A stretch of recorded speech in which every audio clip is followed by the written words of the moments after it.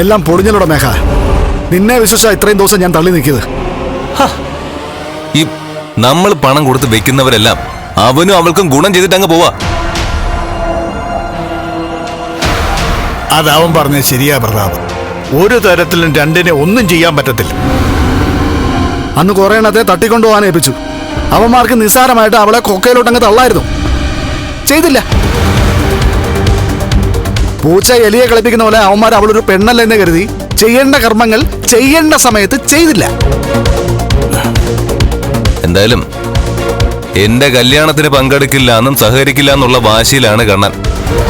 വേണ്ട, അവൻ പങ്കെടുത്താലും ഇല്ലെങ്കിലും കല്യാണം നല്ല നിലയിൽ തന്നെ നടക്കും.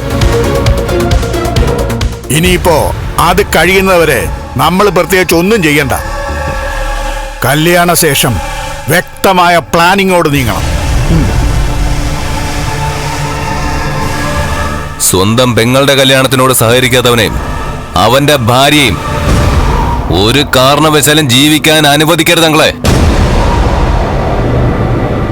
നീ പറഞ്ഞ മേഘ, എന്ത് വേണമെങ്കിലും ഞാൻ ചെയ്യാം. എന്റെ മോളുടെ ജീവിതം തുലാസില. കണ്ണന്റെ കാൽവിരലുകൾ അനങ്ങി തുടങ്ങിയതോടെ ജീവൻ പോയ അവസ്ഥയില എന്റെ മോള്.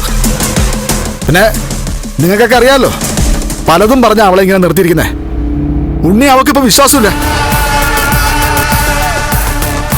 അവനോട് ഒരു മതിപ്പുമില്ല. അങ്ങനെ ആയിക്കഴിഞ്ഞാ പെൺകുട്ടികൾ തിരിച്ച് വീട്ടിൽ വന്ന് നിൽക്കത്തില്ലേ? ഞങ്ങളെ കൊണ്ട് കഴിയുന്ന രീതിയിലൊക്കെ കരുണയെ പറഞ്ഞ് തിരുത്തുന്നുണ്ട്. അതുപോലെ താനും തന്റെ അമ്മയും അതിന് ശ്രമിക്കണം. കമലേശ്വരത്ത് ജീവിക്കേണ്ടത് തന്റെ മോളാ,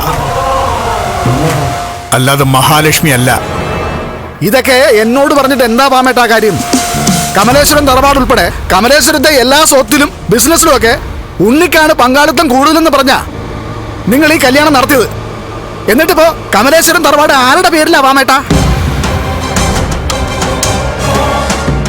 കണ്ണൻ ഒന്ന് ശബ്ദം ഉയർത്തി പറഞ്ഞ അവിടുന്ന് മഹാലക്ഷ്മി ഒഴിച്ചുള്ള എല്ലാവരും അവിടുന്ന് ഇറങ്ങേണ്ടി വരും. അതാ അവസ്ഥ.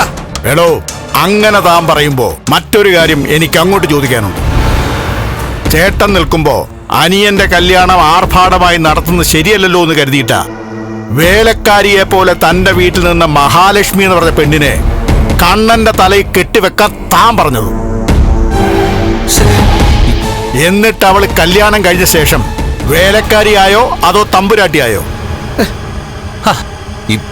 രണ്ട് ഭാഗത്തും തെറ്റുണ്ടെങ്കിലേ നമ്മളുടെ എല്ലാം കണക്കൂട്ടലുകൾ പഴിച്ചുപോയി. ഇനിയിപ്പോ അതിന് പരിഹാരം കാണുകയല്ലേ വേണ്ടത്. എത്ര തവണ പരിഹാരം കാണാൻ നോക്കിയതാ മേഘ. ഒരുപാട് തവണ അവനെ അവളെയും കൊല്ലാനായിട്ട് ആളെ വിട്ടില്ലേ? അതിന്റെ അവസാനം രണ്ടാളും തലയുയർത്തിപ്പിടിച്ച് ഇങ്ങോട്ട് കയറി വരികയും ചെയ്യും. ഇതാ ഇപ്പൊ നടന്നുകൊണ്ടിരിക്കുന്നേ. അതിനൊക്കെ മാറ്റം വരുത്തണമെങ്കിലേ, അതുകൊണ്ടാണ് ഞാൻ പറഞ്ഞത് ഈ കല്യാണം ഒന്ന് കഴിഞ്ഞോട്ടേന്ന്. ഇനി ആർക്കെങ്കിലും കൊട്ടേഷൻ കൊടുക്കുകയാണെങ്കിൽ 100% അവരെ ഏൽപ്പിച്ച ജോലി പൂർത്തിയാക്കുന്നവരായിരിക്കണം. അങ്ങനെ ആരെങ്കിലും തന്റെ ലിസ്റ്റിലുണ്ടോ? ഞാനും തപ്പട്ടെ.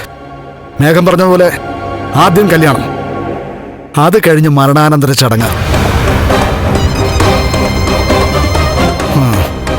ആ രീതിയിൽ നമുക്ക് മുമ്പോട്ട് പോവാം.